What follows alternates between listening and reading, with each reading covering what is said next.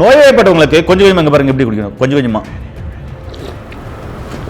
இப்படி கொஞ்சம் கொஞ்சமாக கொடுக்கணும். அவங்களுக்கு எவ்வளோ தேவையோ அவ்வளோதான் கொடுக்கணும்.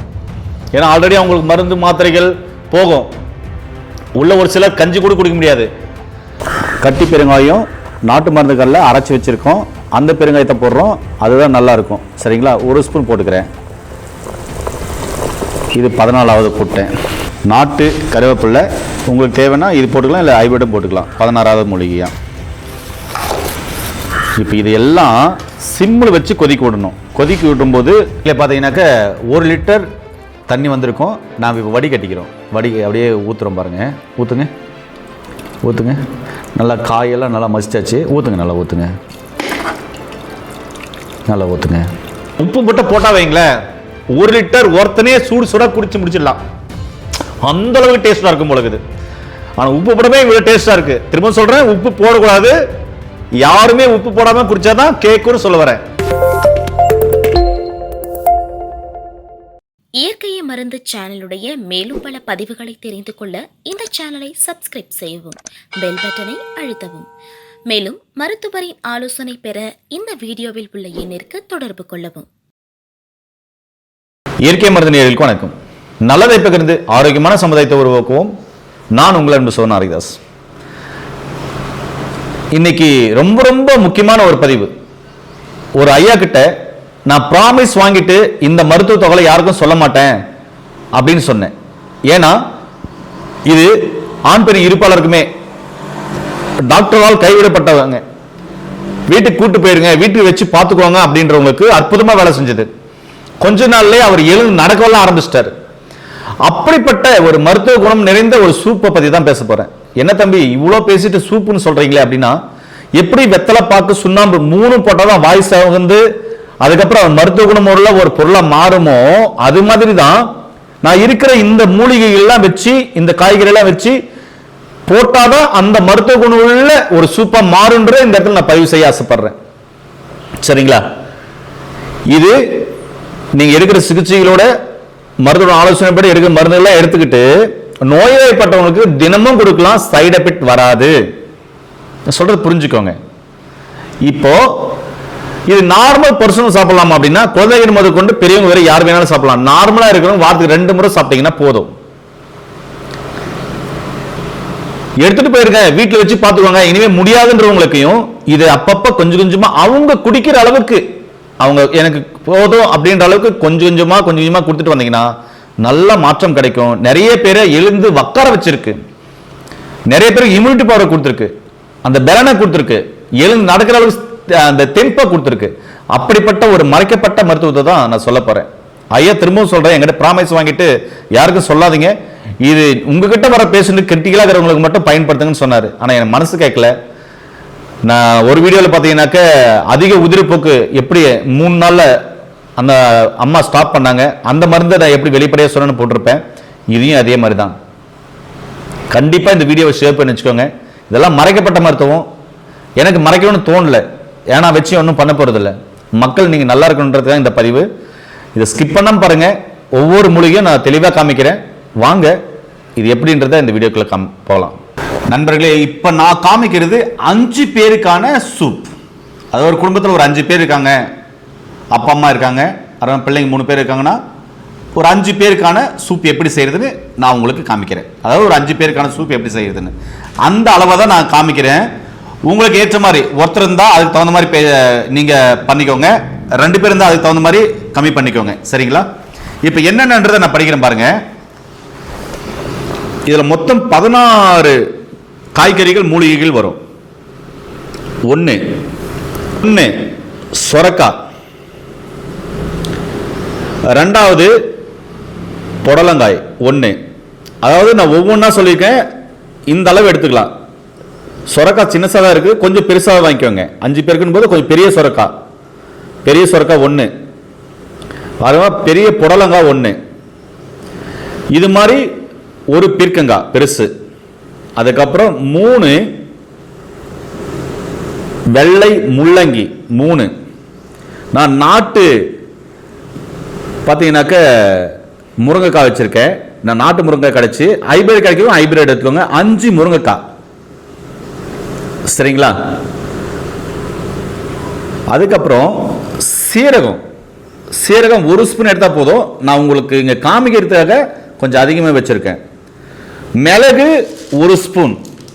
சரிங்களா? நான் காமிக்கிறதுக்காக அதிகமாக வச்சுருக்கேன். 5 பேருக்கான சூப்புங்க நான் சொல்கிறது. இது வந்து பெருங்காயம் பொரிச்சு வச்சுருக்கேன். அதனால் நீங்கள் நாட்டு மருந்துகளில் கட்டி பெருங்காயம் வாங்கி யூஸ் பண்ணிக்கோங்க. சரிங்களா? பெருங்காயம் பொடியை வச்சு தூள் பண்ணிக்கோங்க. இது காமிக்கிறதுக்காக வச்சுருக்கேன். அதே மாதிரி இஞ்சி தேவையான அளவு எடுத்துக்கணும். ஒரு இவ்வளோ பெருசாக எடுத்துக்கலாம். உங்களுக்கு காமிக்கிறதுக்காக வச்சுருக்கேன். இது 5 பேருக்கான சூப்புக்கான தேவையான தக்காளி 3. சரிங்களா? இது பூண்டு 1 பூண்டு முழுசா எடுத்துக்கணும் 5 பேருக்கான சூப்புக்குனா. சரிங்களா? அதே சமயத்தில் இங்க 1 கட்டு கொத்தமல்லி. நான் நாட்டு கொத்தமல்லி வச்சிருக்கேன். கிடைச்சா வாங்கிக்கோங்க, சிறப்பானது. இல்லைன்னா ஹைபிரிட் வாங்கிக்கோங்க. 1 கட்டு கொத்தமல்லி. இது நம்ம வீட்டாண்ட இருக்கிற கருவேப்பிலை, நாட்டு கருவேப்பிலை. ரொம்ப கமகமான வாசனை இருக்கும். இது கிடைக்காதவங்க நீங்க நார்மலா ஹைபிரிட் கூட வாங்கிக்கலாம். இது கருவேப்பிலை 1 கட்டு. அதுக்கப்புறம் புதினா 1 கட்டு. சரிங்களா? வெண்டைக்காய் 1/2 கேஜி வெண்டைக்காய். சரிங்களா? 1/2 கேஜி வெண்டைக்காய் எடுத்துக்கணும். 1/2 கேஜி வெண்டைக்காய் 5 பேருக்கான சூப்புக்காக 1/2 கேஜி வெண்டைக்காய். 1/4 கேஜி கொத்தவரங்காய், சிக்கிடிக்காய் கோசிரிக்காய்னு சொல்லுவாங்க இல்லையா, இதே கொத்தவரங்காய் 1/4 கேஜி. நண்பர்களே, பார்த்தீங்கன்னா ஒரு பாத்திரத்தில் 3 லிட்டர் தண்ணி எடுத்துக்கணும். இந்த மூலிகை சூப் ரெடி பண்ணுறதுக்கு 3 லிட்டர் தண்ணி எடுத்துக்கணும். அது 1 லிட்டரா சுன்ற வரையும் வெயிட் பண்ணணும். இது 5 பேர் குடிக்கலாம். 5 பேருக்கு தகுந்த மாதிரி பார்த்தீங்கன்னா நார்மலாக இருக்கிற தண்ணி எடுத்திருக்கேன். ஃபில்டர் வாட்டர்லாம் வேணாம், நார்மல் தண்ணி எடுத்துருக்காங்க. ஆற்று தண்ணி, கிணத்து தண்ணி, குளத்து தண்ணி, போர் தண்ணி, முனிசிபாலிட்டி வாட்டர் எதுனாலும் எடுத்துக்கலாம். நார்மல் தண்ணி 3 லிட்டர் எடுத்துக்கோங்க. பார்த்தீங்களா? ஃபஸ்ட்டு பார்த்தீங்கன்னாக்க சொரக்காய் தோலோட செதையோட விதையோட இருக்கு, பிஞ்சியா இருக்கு, பார்த்தா தெரியும். பிஞ்சு சொரக்காய் பெருசாக எடுத்திருக்கேன். அதை தோல் சதை விதையோட அப்படியே கழுவி அப்படியே போட்டிருக்கேன். சரிங்களா? இப்படி தான் போட்டுக்கணும். இது எதுவும் நீக்கக்கூடாது. இதில் அப்படியே போட்டுக்கலாம்.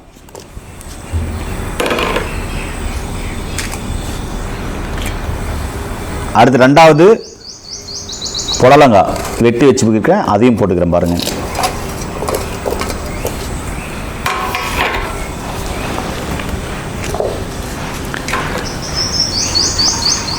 அடுத்து 3வது முள்ளங்கி வெட்டி வச்சிருக்கேன். 3 முள்ளங்கி. அந்த முள்ளங்கியும் அப்படியே போட்டுக்கலாம்.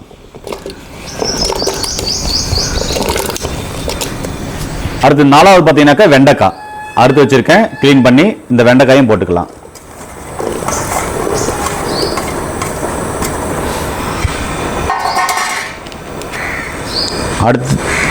அடுத்தது 5வது பார்த்தீங்கன்னா கொத்தவரங்காய் கிளீன் பண்ணி அறுத்து வச்சிருக்கேன், அதையும் போட்டுக்கலாம்.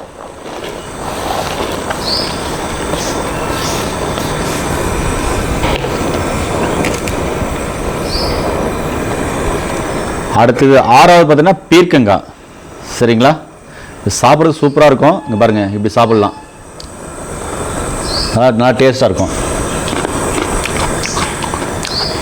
6வது பீர்க்கங்காய். இது பார்த்தீங்கன்னாக்கா உள்ளந்தான் எடுத்தேன். இது கொத்தவரங்காய் அப்படியே சாப்பிடலாம். நரம்புகளுக்கு ரொம்ப ரொம்ப நல்லது. பேரலைஸ் சொல்லுவாங்க. தினமும் ஒரு 10 கொத்தவரங்காய் காலையில், மதியம், நைட்டு, சாயந்தரம் ஒரு 3 சாப்பிட்டு வந்தாங்கன்னா நல்லா கேட்கும். சளிக்கு ரொம்ப நல்லது. இப்போ இந்த பீர்க்கங்காயை போட்டுக்கலாம். அடுத்து 7வது பார்த்தீங்கன்னா நாட்டு முருங்கைக்காய். உங்களுக்கு தேவைன்னா இதையும் எடுத்துக்கலாம், இல்லைன்னா ஹைபிரிடும் எடுத்துக்கலாம். 7வது நாட்டு முருங்கைக்காய் 5 கட் பண்ணி வச்சிருக்கேன், அதையும் போடுறேன் பாருங்க. அடுத்து 8வது 1 ஸ்பூன் மிளகு போடணும். 1 ஸ்பூன் தகுந்த மாதிரி மிளகு. சரிங்களா? போட்டேன். அடுத்து 9வது 1 ஸ்பூன் சீரகம் போடணும். இந்த 1 ஸ்பூன் வர மாதிரி சீரகம் போட்டிருக்கேன். அடுத்தது பார்த்தீங்கன்னாக்க இஞ்சி.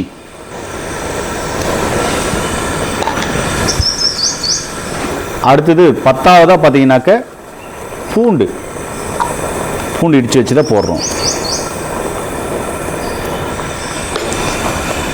அடுத்தது 11வதா கொத்தமல்லி 1 கட்டு போடுறோம். கழுவி வச்சு கட் பண்ணி வச்சிருக்கேன்.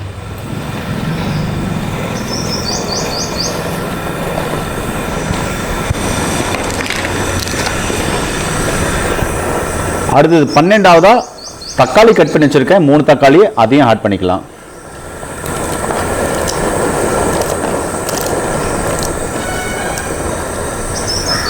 நண்பர்களே, எல்லாம் ஒரு 13 மூலிகை போட்டிருப்போம்.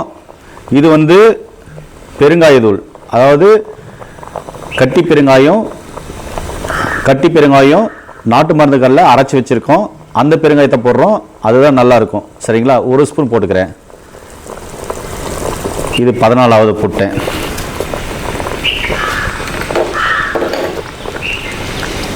அடுத்தது 15வதா பார்த்தீங்கன்னாக்க புதினா அறுத்து நல்லா கட் பண்ணி வச்சிருக்கேன், அதையும் போடுறேன் பாருங்க.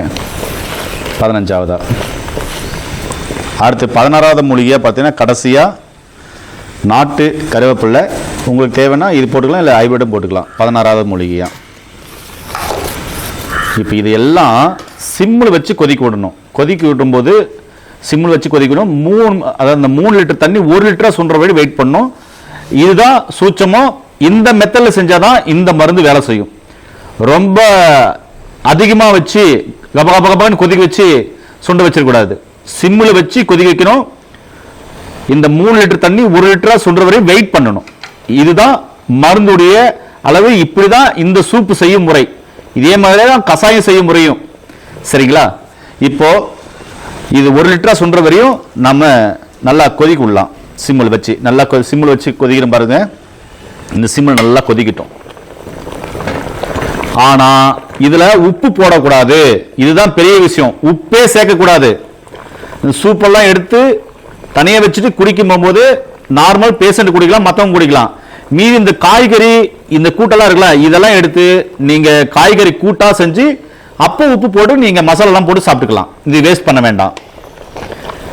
இதுல உப்பு போடக்கூடாது. திரும்ப திரும்ப சொல்றேன், இதை உப்பே ஆட் பண்ணக்கூடாது. உப்பு துளி அளவு கூட ஆட் பண்ணக்கூடாது. அப்பதான் இந்த சூப்பு நல்லா வேலை செய்யும். இது நல்லா சிம்மில் வச்சு கொதியுது. நல்லா கொதிக்கிட்டோம். 1 லிட்டரா சுண்டுற வரையும் நம்ம கொதிக்க விடலாம். அதுக்கப்புறம் நான் உங்களுக்கு காமிக்கிறேன். நண்பர்களே, நல்லா கொதிக்கும் போது 2 லிட்டர் ஊற்றுறீங்க. நண்பர்களே, நல்லா கொதிக்கும் போது 3 லிட்டர் தண்ணி ஊற்றுறீங்களே, அதில் 2 லிட்டரா அப்படியே பாதி கொதிக்கும் போது இந்த காயை எப்படி நசுக்கி விட்டுருங்க.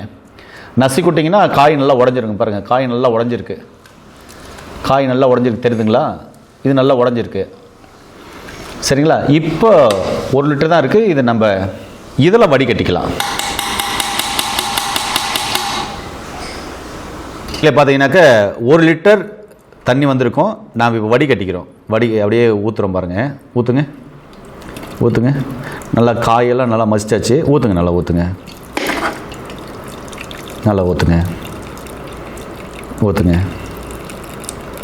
ஃபுல்லாக ஊற்றுங்க. பரவாயில்ல, 1 லிட்டர் கரெக்டாக இருக்கும்னு நினைக்கிறேன். இன்னும் கொஞ்சம் ஊற்றுங்க. ஃபுல்லாக ஊற்றிடுங்க. இன்னும் ஊற்றுங்க. அப்படியே ஓகே. இப்போ அப்படியே வச்சுருங்க, காமிக்கலாம். இதை அப்படியே வச்சுருங்க. நம்மளே பார்த்தீங்கன்னாக்க இங்கே பாருங்கள், இந்த இதை வச்சுக்கோங்க. நல்லா பார்த்தீங்கன்னா காய் பாருங்கள், எல்லாம் நான் வடிச்சிட்டு நல்லா. இன்னும் கூட இதில் பிழிஞ்சிங்கன்னா சாறு வரும். பிழிஞ்சு சக்கை மாதிரி பிழிஞ்சு கூட எடுத்துக்கலாம். சரிங்களா? அதிலேருந்து எடுத்த தண்ணி பாருங்கள் 1 லிட்டர் கரெக்டாக இருக்குது. இதுலேருந்து சக்கையை பிழிஞ்சிங்கன்னா இன்னொரு 200 ml கூட வரும். சக்கை பிழிஞ்சு எடுத்துக்கலாம். நண்பர்களே, இதுதான் இந்த சூப் செய்யும் முறை.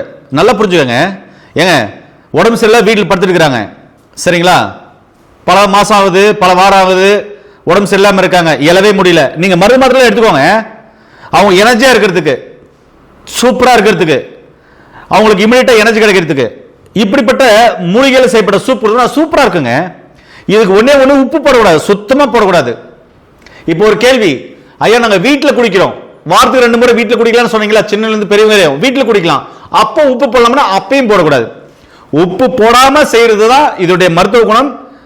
அப்படியே நம்ம உடம்புக்கு கேட்கும். உப்பு போடக்கூடாதுன்றது தான் நம்முடைய முன்னோர்கள் சொன்ன பத்திய முறை அப்படின்னு கூட வச்சுக்கலாம். அதனால உப்பு போட்டுறவே வேண்டாம் எப்போ குடிச்சாலையும். சரிங்களா? எனக்கு உடம்பு ஹெல்த்தாக இருக்கணும், நோயே வரக்கூடாது, உடம்புக்கு இம்யூனிட்டி பவர் நல்லா இருக்கணும், ஸ்ட்ரென்த்தாக இருக்கணும் அப்படின்றது வாரத்துக்கு 2 முறை கம்பல்சரி இது குடிக்கலாம். அதே மாதிரி நான் பிழிஞ்சு வச்சிருக்கேன் இல்லையா அந்த காய்கறி, அதை நீங்க காய்கறி கூட்டா செஞ்சு வீட்டில் வேணுமா சாப்பிட்டுக்கோங்க. ஆனா குடிக்கிறவங்க சாப்பிடக்கூடாது, மற்றவங்க சாப்பிட்டுக்கலாம். சரிங்களா? இதுதான் வழிமுறை. நான் 5 பேருக்கு எவ்வளோ அளவுன்றதான் எடுத்து வச்சு சூப் போட்டிருக்கேன். இதில் 2 பேர் இருந்தீங்கன்னா குறைச்சிக்கலாம், ஒருத்தராக இருந்தீங்கன்னா இன்னும் குறைச்சிக்கலாம். இதை தினமும் தாராளமா நோய்வாய்ப்பட்டு இருக்கிறவங்களுக்கு கொடுக்கலாம். எப்படி கொடுக்கலாம்னா கொஞ்சம் கொஞ்சமா கொடுக்கலாம். இப்ப பாருங்களேன், இப்ப இந்த சூப்பை நானே குடிக்கிறேன் பாருங்க. நல்லா கொல கொல கொல கொலன்னு நல்லா சூப்பரா இருக்கு. இப்போ நான் டம்ளர்ல ஊத்திட்டேன். நான் ஹெல்த்தா இருக்கேன், அதனால ஒரு நாளைக்கு 2 முறை எனக்கு தேவை இருக்கும்போது ஒரு கால் லிட்டரு, காலையில 1/4 லிட்டரு, சாயந்தரம் 1/4 லிட்டரு கூட நான் குடிச்சுக்கலாம். ஒரு முறை செஞ்சு வச்சுட்டோம்னாக்க கெட்டு போகாது. 1/4 லிட்டர் குடிச்சிட்டு அதுக்கப்புறம் சாயந்தரம் 1/4 லிட்டரு ஹெல்த்தா இருக்கிறவங்க தேவைப்பட்டா குடிச்சுக்கலாம். நான் வாரத்துக்கு 2 முறை குடிக்கிறேன். நான் நல்லா தான் இருக்கேன். சரிங்களா? சாதாரண எல்லாம் கீரை காய்கறி தானே போட்டிருக்கேன், வேற எதுவும் இல்லைல்ல. நோய்வாய்ப்பட்டவங்களுக்கு கொஞ்சம் கொஞ்சமா இங்க பாருங்க எப்படி குடிக்கணும். கொஞ்சம் கொஞ்சமா இப்படி கொஞ்சம் கொஞ்சமா கொடுக்கணும். அவங்களுக்கு எவ்வளவு தேவையோ அவ்வளவுதான் கொடுக்கணும். ஏன்னா ஆல்ரெடி அவங்களுக்கு மருந்து மாத்திரைகள் போகும். உள்ள ஒரு சிலர் கஞ்சி கூட குடிக்க முடியாது. கஞ்சி கூட குடிக்க முடியாத அளவுக்கு அவங்க உடம்பு கெட்டு போயிருக்கும். சரிங்களா? லிக்விடா தான் கொடுப்பாங்க. அந்த லிக்விட் கொடுக்கறதுக்கு பதிலா இது மாதிரி சூப்பரான லிக்விட் கொடுத்தீங்கன்னா சூப்பரா வேலை செய்ய சொல்றேங்க. ஏன்னா சொல்றது புரிஞ்சுக்கோங்க, நான் ரொம்ப சீரியஸா பேசிக்கிறேன். இதெல்லாம் மறைக்கப்பட்ட மருத்துவம், யாருமே சொல்ல மாட்டேன்றாங்க. நான் மக்களுக்காக எதுக்காக சொல்றேன் அப்படின்னா, பால் தான் போகுது, லிக்விடா பால் மட்டும் தான் கொடுக்குறோம், கஞ்சி மட்டும் தான் கொடுக்குறோம், ஜூஸ் மட்டும் தான் கொடுக்குறோம்ன்றீங்களா? அவங்களுக்கு இது கொடுத்தீங்கன்னா இன்னும் சூப்பரா வேலை செய்யும் சொல்ல வரேன். அதே மாதிரி நல்லா ஹெல்த்தா இருக்காங்க, பிள்ளைங்களுக்கு சூப் கொடுக்கணும்னு நினைக்கிறீங்களா? வாரத்துக்கு 2 முறை இது மாதிரி சூப் கொடுங்க. ஒரு கால் டம்ளர் கொடுங்க. காலையில் 1/4 டம்ளர், சாயந்தரம் 1/4 டம்ளர் கொடுங்க. இல்ல ஒருவேளைனா ஒரு 1/2 டம்ளர் கொடுத்து குழந்தைங்களுக்கு. ஒரு 10 வயசு மேல இருக்குங்க, 10 வயசுக்குள்ள இருக்காங்களா, ஒரு 1/4 டம்ளர் சும்மா குடிக்கிறதுக்கு கொடுத்து பாருங்க. சும்மா நாக்கு நினைக்க டேஸ்ட் கொடுத்து பாருங்க. சரிங்களா? 15 வயசு 20 வயசு இருக்கிறாங்களா, தாராளமா ஒரு டம்ளர் கொடுங்க. பெரியவங்க இருக்காங்களா, இது மாதிரி காலையில ஒரு 200 ml, சாயந்தரம் ஒரு 200 ml, இல்லைன்னா காலைல ஒரு 1/4 லிட்டர், சாயந்தரம் ஒரு 1/4 லிட்டர் குடிங்க. வாரத்துக்கு 2 முறை குடிங்க. ஏன் உடம்பு நல்லா இருக்குங்க. உப்பு போடக்கூடாதுன்றதை சொல்லியிருக்கேன், அதை ஞாபகத்தில் வச்சுக்கோங்க. இன்னும் உங்களுக்கு சந்தேகம் இருக்கு அப்படின்னா கீழே போற நம்பருக்கு கால் பண்ணுங்க. இப்போ நான் உங்களுக்கு டேஸ்ட் பண்ணி காமிக்கிறேன்.